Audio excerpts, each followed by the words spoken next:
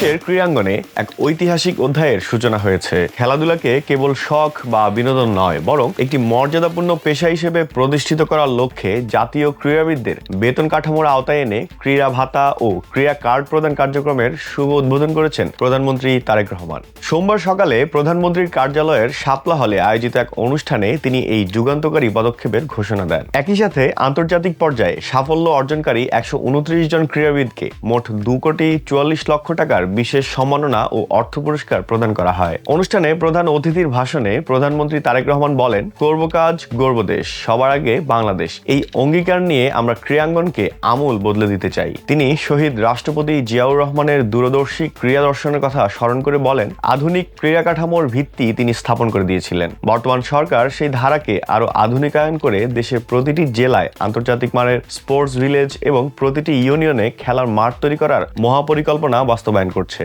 প্রধানমন্ত্রী ঘোষণা করেন, আগামী 30 এপ্রিল থেকে সারা দেশে নতুন করে স্পোর্টস কর্মসূচির মাধ্যমে তৃণমূলের প্রতিভা অন্বেষণ শুরু হবে। এছাড়া 2027 সাল থেকে জাতীয় শিক্ষাক্রমে চতুর্থ শ্রেণী থেকেই খেলাধুলা বাধ্যতামূলক করার বিষয়টি প্রক্রিয়াধীন রয়েছে। অনুষ্ঠানে বিশেষ অতিথির বক্তব্যে যুব ও ক্রীড়া প্রতিমন্ত্রী বর্তমান সরকারের নির্বাচনী ইশতেহার বাস্তবায়নের অগ্রগতি তুলে ধরেন। তিনি জানান, ক্রীড়াবিদদের সামাজিক ও আর্থিক নিরাপত্তা নিশ্চিত করতে এই ক্রীড়া কার্ড একটি শক্তিশালী ঢাল হিসেবে কাজ করবে। তৃণমূল পর্যায়ে ক্রীড়া শিক্ষা প্রসারে দেশের প্রতিটি উপজেলায় ক্রীড়া অফিসার ও শিক্ষক নিয়োগের জন্য পদ সৃজনের কাজ দ্রুতগতিতে এগিয়ে চলছে। এছাড়া বিভাগীয় শহরগুলোর 7টি বিকেএসপি শাখাকে পূর্ণাঙ্গ বিকেএসপিতে রূপান্তরের মাধ্যমে ঢাকার উপর চাপ কমিয়ে আঞ্চলিক পর্যায়ে বিশ্বমানের প্রশিক্ষণ নিশ্চিত করা হচ্ছে। এদিন আন্তর্জাতিক অঙ্গনে বাংলাদেশের গৌরব বয়ে আনা স্বর্ণ, রৌপ্য ও তাম্য পদকজয়ী মোট 129 জন ক্রীড়াবিদকে প্রধানমন্ত্রীর পক্ষ থেকে আর্থিক পুরস্কারের চেক প্রদান করা হয়। এর মধ্যে একক পর্যায়ে স্বর্ণজয়ীদের 3 লক্ষ টাকা,